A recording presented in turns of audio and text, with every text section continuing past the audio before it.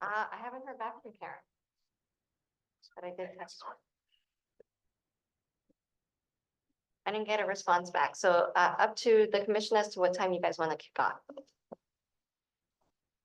Start right when you're. Yeah. All right,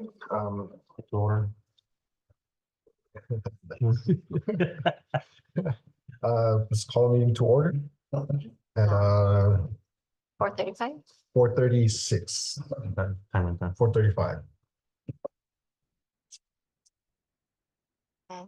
Okay. Stand for the Pledge of Allegiance.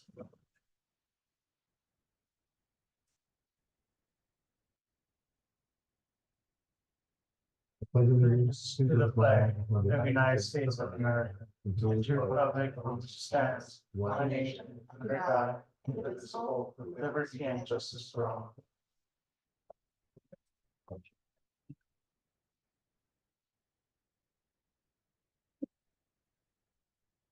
All right, so start with the roll call. And Madam Clerk? If you'll lead us in the roll call, Madam Clerk?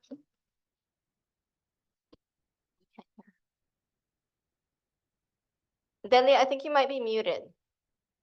Are you muted? He's having trouble with her audio. Oh, no. Okay, do you mind if I do it?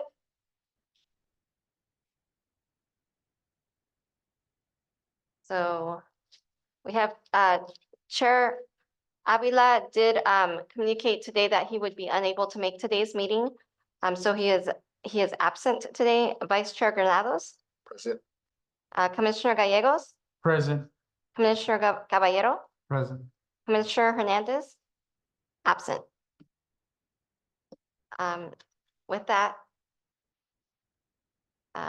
we can move on to approval of the minutes. All right, let's move on to approval Oh, of of the agenda, the sorry. agenda. At this time, the commission may announce any items being pulled from the agenda or continue to another date or request the moving of an item on the agenda. No changes to the agenda. Motion to approve. Motion to approve agenda is presented. Aye. Second.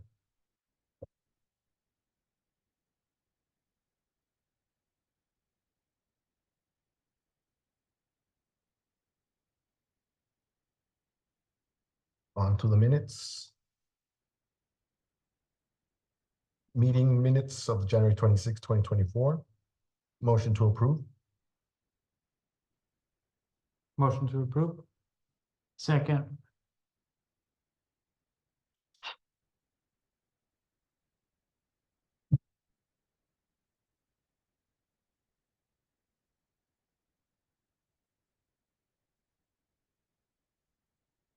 All right, on to presentations. Thank you, Vice Chair. I don't have a PowerPoint. Today, for our presentation, we asked the president from the Coachella Youth Softball and Baseball Association to visit so that they can introduce their program, speak to you about their programming, and that way you guys can be more familiar with their program. Their season does start usually in March for us, so it's coming up soon. So if I can invite Juan Rodriguez up to give some information about the league.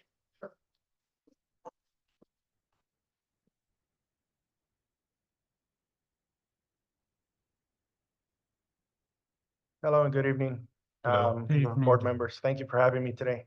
First things first, I'd like to thank the city of Coachella for such a great job this off season and throughout the years in helping us with the fields and stuff like that. Maritza and Vince, you know, and their staff, incredible work. So I want to thank them. Without them, our league, you know, the fields are a foundation for what we work for. So thank you very much, Maritza and Vince and your staff. Thank you. Again, thank you very much. My name is Juan Jose Rodriguez. I am the president of the Coachella Youth Baseball Softball Association. We do have currently a total of 5 board members: Mario Gutierrez, Robert Avina, Diana Alvidres, and Jesus Rios. They're all board members. Unfortunately, some of them are still working and they weren't able to come in today, but in behalf of them, thank you very much for having us today. First things first, well, next, a little bit about us. We took over Coachella Youth Baseball Softball, I think about four years already. It's a lot of hard work. But you know, we love what we do. We like to and you know, introduce the kids to sports, and what we're striving to do is use sports as a stepping stone for education, which is our new philosophy now. We are a rec league, but we want to do a little bit more than just rec ball, and I'll tap in a little bit into that. Our fees this year, thank you again, the city of Coachella, for the lights in the fields. We went down from $130 per player down to $100 per player. Thanks to the city again for lights in the fields. So we were able to do that for the kids. This year, we are starting a new streamlined program, which is what we're doing in order for us to give better service to our players and our coaches and everybody have a good time out in the fields. We used to take registrations up to 20 to 30 teams. That was not working in regards to practice and games. Everything was overlapping. So what we're doing this year, we have reduced down to 12 to 15 teams for 4 fields. We do have 2 playtime zones, which is 5:30 to 7:30, and then 7:30 to 9:30. Lights turn off at 10, so it gives them a half an hour buffer for them to pick up their equipment and not be left in the dark. So far, that has worked perfect during practice. It'll be the first time we do this during season coming up. Our opening day ceremony, which you are all invited, will be March 9th, Saturday. That'll be our opening day ceremony. Our first games with Indio, Palm Desert, and La Quinta will start March 11th. That'll be on a Monday. We don't know when our season will start, since we are, as a matter of fact, today we have to turn in all our teams. All the cities turn in all our teams, and then we work on a schedule. We will know a ending date to our season, I say within the next week. I will pass that information down to Vince and Maritza. After season, then we move into all-stars, and it depends how far our teams go. It sometimes goes all the way till July and August, depending how far we get. So in the past years, we do carry 2 championship teams with us, the 10U division and the 14U division. So we're very fortunate that we have very good ball players, very good coaches. So Coachella is on the map, so it's a great thing. Okay, another thing we're doing with the rest of the teams, we do have levels of play. We do have beginners, baseball and softball, and then we do have select teams. Indio, Palm Desert, La Quinta, and of course Coachella. We are starting what's called a select league, which is a little bit higher up teams. It levels out the playing field, and that is a new program that we're starting also. So it'll be more enjoyable for all the teams and the parents, and there'll be no beating up on each other's teams and, you know, weaker teams, stuff like that. So that's a new program that we started. Going back to what I was talking about,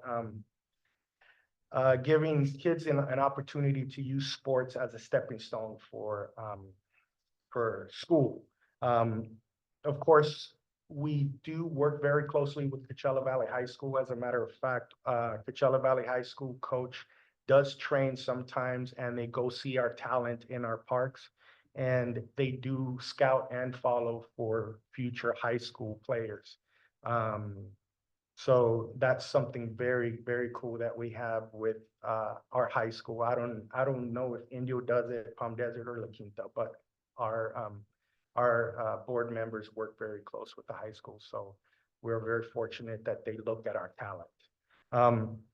We also opened up what's called the baseball and softball academies. Our baseball one of our baseball coaches. He did work for Palm Springs Power. He is a ex-coach at Cal State San Bernardino, and he does have baseball academies and opportunities for players to take their talents further into college. And that's what we're talking about, using that sport to get into college, get a better education. In the softball part, we do also have girls already attending Wellesley College in Boston, Massachusetts, through Coachella Valley, through our youth program. Friends University in Kansas, Northland College in Minnesota, and Sarah Lawrence in New York State. So we're very proud of the talent that's coming out of our parks, our rec league parks. So I'm very proud of that too. This year, well, for the past few years, we've teamed up with the Dodgers organization also and participated in league nights. For the first time this year, we're participating in 4 dates, stretching out from March, April, and May. So anybody that, even you gentlemen, if you guys want to participate in league nights with us, you guys are happy to go into our Facebook, get the information, and then we'll bring you guys along and see Shohei Ohtani pitch. We are also working with Palm Springs Power. As a matter of fact, I just got off the phone with them. I'm supposed to go pick up, I think 300 plus tickets for Palm Springs Power. We pass those out in opening day ceremony to all the kids and the coaches. They go out there and they have a great time. And I think that's it. That's all the fun stuff we have going on. And again, thank you, City of Coachella. If you guys have any questions, if you gentlemen have any questions about anything, I'd be happy to answer them for you. I do have a question. On opening day, you said March 9th. At what time? It starts at 8 o'clock. At 8? Yes, it starts at 8 o'clock. As a matter of fact, on that day, we are planning on having one of our baseball commissioners is also in the music industry. So we did invite one of the local artists to go and play a couple songs for us. And, so we're going to have that also as entertainment, and then Star Spangled Banner and stuff like that. So we're going to, so March 9th, 8 o'clock in the morning. All right, so can you do an event I'll send out calendar and send it calendar out? for you guys. Yep, you got it. Make it easier? Thank you. And what was that Facebook? I'm sorry. What was that again? I'm sorry. Oh, I'm asking if she could make an event calendar. Oh, okay, yes, So we yes. could just receive other information on our phone and Great, yes. RSVP. If we Yeah, certainly. I'll go ahead and I'll forward that information. And the name of the Facebook page, what was it again? It's Coachella Youth Baseball Softball Association. Okay, so same as, yeah, perfect. And no, I just want to say thank you, Juan, for presenting this to us, because, we don't get to hear about all the little things that happen, right? And to hear that, people from, or students, right, that have gone to our fields and gone on to, schools, it's really cool to hear. And then the program that you have coming up soon, that's gonna get elite players together and having them play together and giving them, and then having the high school see that and recognizing sometimes at least a youngster needs a little direction, right? And you're just giving them that opportunity. So it's really cool to see that. So thank you for presenting this to us and showing us all the accolades that you guys are achieving. Thank you very much. Yeah, no, thank you. And then if you need help, I'll talk to you after the meeting. I'm certified through Pony. I'm a batting coach. Oh, So nice. I'll get with you after. Definitely. Thank you very much. Yeah, Juan, thank you. One of my first recollections as a youth was playing for the Coachella Braves. So, Okay, yes. so I Yeah. grew up out here playing. Thank you. I know all the hard work that goes into all this stuff. Yes, it's a lot of fun, what we want to do, we want to distract kids and give them something to look forward for. And, we love entertaining the kids. It's a lot of fun. It's a lot of fun to see them enjoy themselves. And definitely build something more than just a little baseball league. Mhm. Yes, Setting up for something big. yes. And the $100 fee, what does that include? That includes uniforms for it includes uniforms for the Shetlands, 8Us and 10U division. For the older kids, which is the 12s and the 14s, it includes the umpires. Unfortunately, umpires are the only paid personnel that we have. We are also, I forgot to mention this, we are also employing high school baseball players as our umpires. So Okay. they are helping us in training and helping our youth program get into their high school. And as an exchange, we are also employing high school students to be umpires. So they learn the game behind the plate, not just playing it. So we do have 4 or 5 high school students that are employed with us, and we pay them a total of $50 per game. And the feedback we get, like they buy flowers for mom during Mother's Day, and they take mom out to dinner. So it's real awesome to hear the parents say, "Oh, finally, my son is buying me stuff." You know, so it makes us feel good that we have teenagers making a little bit of money, and and that's where some of our fees go to. Mostly umpires, yeah. And equipment also. We do buy baseballs, usually our baseballs and netting tees for the younger ones. They do run around, I'd say about $2,000 to $3,000 per season. So that's where most of our fees go to. Our snack bar pays for itself. Whatever extra we get, we do also include it in the umpires. During opening ceremony, we do give out free food, and closing ceremonies, we do give out free food for the kids. Because you guys are reducing the amount of teams, Yes. do you guys have a cutoff on the amount of players you guys can take? Since we are reducing our teams, when we used to have 20 to 25 teams, we used to have 12 to 13 players per team. Now that we're reducing our team's intake, we are having between 13 to 15. It's not too much that we want to reduce our intake. We have a shortage of coaches. Coaches is probably one of the most things that we are hurting for is volunteer coaches. You know, a lot of parents have 2 jobs and stuff like that, so it's kind of hard to recruit coaches that would like to go out there and practice 2 to 3 times per week. And yeah, so that's most of it. So we try.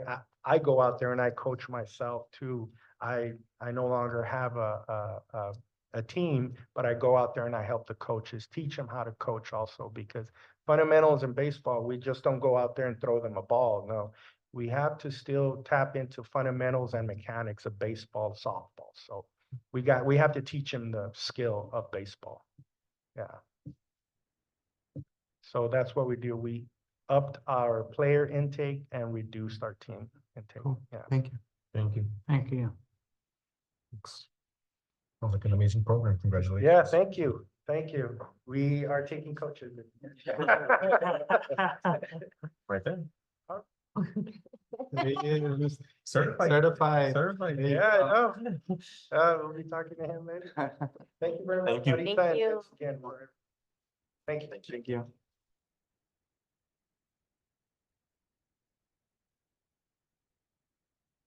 Right, no new business in this meeting. So public comments. Jason, do we have anyone online? No. And commissioner comments, Public Works Director's comments. I'll go after, Okay. I don't know if anyone. Any comments from the commissioners? I don't have any comments. No No comments. comments at this time. Just wanted to bring to the commission's attention, a couple of items. One is we have been seeing more alcohol use at the parks. So, our park rangers, that are part of our code enforcement department are gonna be enforcing the no alcohol. That is a component of our municipal code for parks, as they're, public facilities. So just in case you guys hear anything about it, that's essentially, what's going on is we're seeing a little bit more, unpermitted use of alcohol at parks, and we'd like to get that, brought back down. So there'll be some enforcement to that effect. Secondly, we are looking at a March date to get a public outreach event going for some design concepts for the Las Flores Park expansion. I think I mentioned that, I may have, if I didn't, I'll mention it now, is that the funding that was allocated by the state for the city to build out a park, a little over $8 million, was reallocated by the state from the original location, which was at 52 by Ponderosa and Hernandez Street, to build out Las Flores Park. So those design concepts have been ongoing with the awarded engineering firm, and we do think that we'll have some options available for viewing and for public comment. So we are looking at March opportunities for those outreach events, and we'll share those dates with the commission, of course. Great. Still looking for other opportunities as we did acquire the property on 52, so we'll be looking for other opportunities to be able to build out that location. Last item, I just want to bring to the commission's attention, I think you guys know this, but the council did not approve the commission's recommendation with regards to the adjustment to the community field use days that are existing. So there's been some dialogue there. The league did go to the last council meeting and did have some public testimony that they brought forth. So the council will be dialoguing on this topic a little bit more at the next council meeting. And we'll continue to bring you any updates to those final dates. Other than that, I have no other comments. We do have a lot of events in March, and I've shared those dates with the commission. So if you can make it, we'd love to see you out there. Guess we're done, right? We will adjourn at 4:57.